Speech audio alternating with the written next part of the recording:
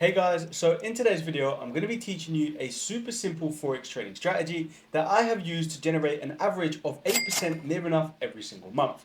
Now, not only has this helped me pass my funded account challenges, but has also helped me generate a consistent income over the past 2 years of me being a full-time trader. So all you guys have to do is simply just follow exactly what I'm going to show you inside of this entire video, and you can become a consistently profitable trader in 2025 as well. So let's jump straight into it, and we're going to be utilizing this EU trade that I sent into the VIP group as our example. So first and foremost, let's go ahead and replay the chart. And then what we're going to do is come up to the hourly time frame. Now there are a few pillars of this trading strategy that we need to understand. 3 to be specific. Number 1, we have to understand the overall direction of the market. Number 2, we have to understand liquidity and areas of interest. And number 3, we have to understand our entry criteria. Once you master these pillars inside of your trading, you will become a consistently profitable trader. So first, let's focus on pillar number 1. What is the direction of the market? Now we have to realize if we're bullish or bearish and take trades in line with the pro trend direction. So if we're bullish, we're only going to be looking for longs. If we're bearish, we're only going to be looking for shorts. If we're in a consolidation, we don't trade at all. So as we can see, the overall direction of this market on the hourly time frame is relatively bullish. We're putting in a series of higher highs, higher lows, higher highs, higher lows, higher highs, and now we're on our way to creating that higher low. So as we understand with market structure, once you get a higher high, price has to then pull back to create a higher low, and then from there we can get that continuation to go ahead and put in a higher high. That is simply just following market structure. So once we understand that, our next step is to really understand the key areas of interest and liquidity pools that are nestled inside of this structure. Once we understand that, we can start to then frame a trade forward. So we understand that our directional bias is bullish and we're going to be looking for long. So let's really zoom in on the most recent price action. We can mark out that this is our higher low, and we can mark out that this is our high high. Now, where is price going to come down to give us a higher low?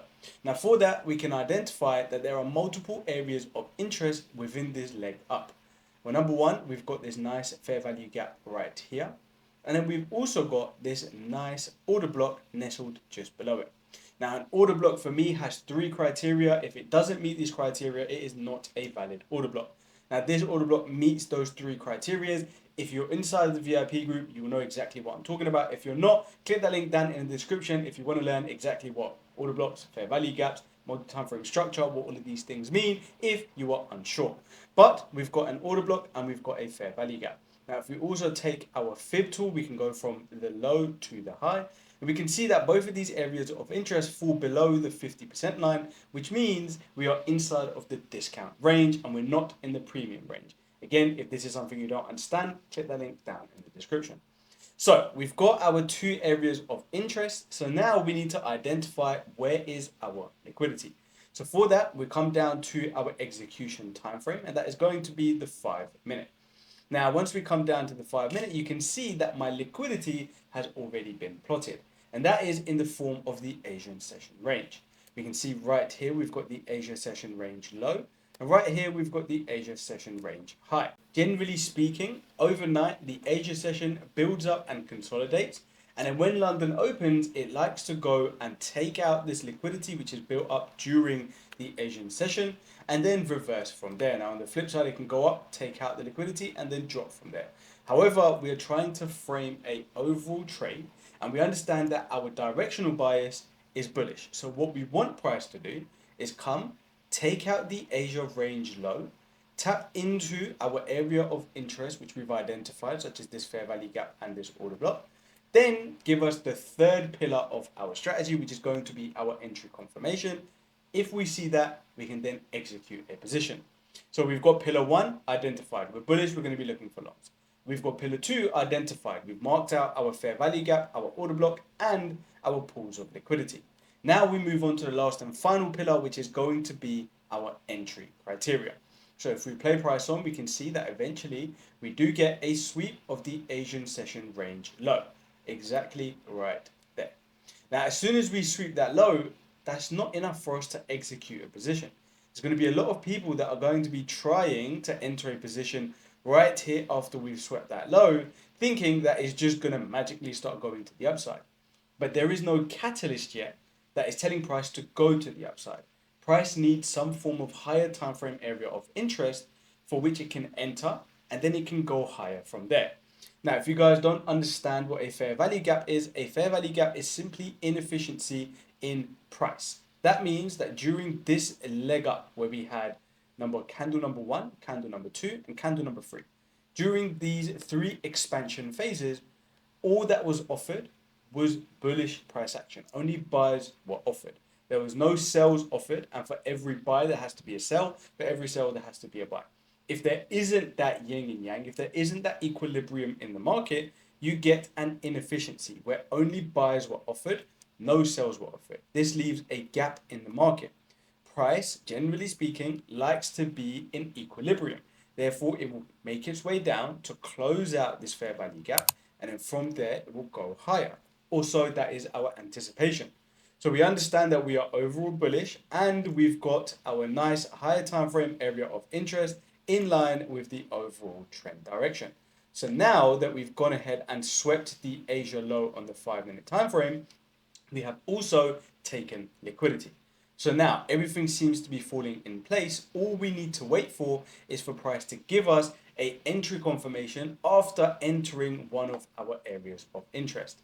So if we continue to play price on, we are sitting on our hand and we're not doing anything until price gives us a tap in. And as we can see right here, price comes and taps us into this beautiful fair value gap. That means we have now put price back into equilibrium. We no longer have that area of inefficiency in the market. Now, we have three different types of entry confirmations. I call them entry schematics. I'm not going to teach you all three because that is reserved for everybody inside of the Smart Money Circle. If you want to join, click that link down in the description. But what I can tell you is that we are simply looking for a market structure shift. Now, all we do to find a market structure shift is identify that this is our lower low. We get a lower high and a lower low. Now, in order for us to shift from a bearish to a bullish market, we need the previous lower high to get broken with a body candle. That means what we want to see is price go and break above this previous lower high. And if we get that, we can then confirm that we have flipped from bearish to bullish, and we can start to look at executing a trade. So if I play price on, we can see that eventually we get a massive push to the upside, which gives us that market structure shift with a lot of intent, with a lot of volume. This tells me that this is going to be a very good trade because we are doing everything with intention. We're not just, dilly-dallying around like this and then maybe breaking above it a little bit. And then, no, we've broken above it with a lot of volume. So I know that this is going to be a good trade. So now, where do we actually enter? Right? We're now down to the last pillar, which is entry schematics. So where do we actually enter? Well, utilizing the same logic that we did on the higher time frame, all we're simply going to do is identify key areas of interest within this leg of price that gave us that market structure shift. As we can see, we've got this fair value gap right here, which is also an inverse fair value gap. So that tells me that we have disrespected this bearish price action and we've given a market structure shift, shifting from bearish to bullish. So we're simply just going to be taking our entry right there at the open of that fair value gap. And then I always like to cover the low because this has now become our protected low. That means if price breaks below this low, we have invalidated that market structure shift. And therefore, we should no longer be looking for buying positions and we should be waiting for another indication that price wants to go bullish. So now that we understand all of that, we've got our entry, we've got our stop loss. Now, the last and final step is to identify where we're actually going to be exiting this trade, right? Because every time you get into a position, you need to know where you're going to enter, where your stop loss is going to be, and where your take profit is going to be. So for that, what I like to do is always target the lowest hanging fruit. And generally speaking, if price takes out one side of the Asian session range, it will usually go and take out the opposing side as well. So what I mean by that is that if we take out the Asia low, generally speaking, price will come and take out the Asia high. On the flip side, if we take out the Asia high, we will come down and take out the Asia low. So with that understanding in mind, our first target is simply just going to be the Asia high. giving us a nice 1 to 2.67 risk to reward trade. So now that is our initial target. However, what we can also do is go up to the hourly time frame, and on the hourly time frame, we can see that we have a whole bunch of liquidity that is sat right above our previous higher high. That means price is probably going to look to take out the previous higher high and then continue on from there, because that is just normal structure, right? So first we can target right here, which is going to be the Asia high, and then we can also target the previous higher high, giving us a nice 1 to 3 risk to reward trade.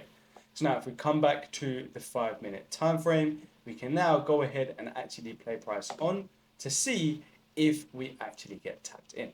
So if I continue to play price on, we can see that it comes back down, just misses our entry, and it creates some more internal liquidity.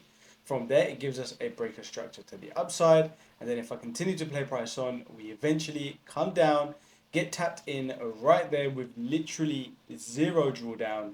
And then we just blast straight all the way up to number one, the Asia high, and then also all the way up to the previous higher high. And that is it. Once we clip that high right there, you can see price reverses.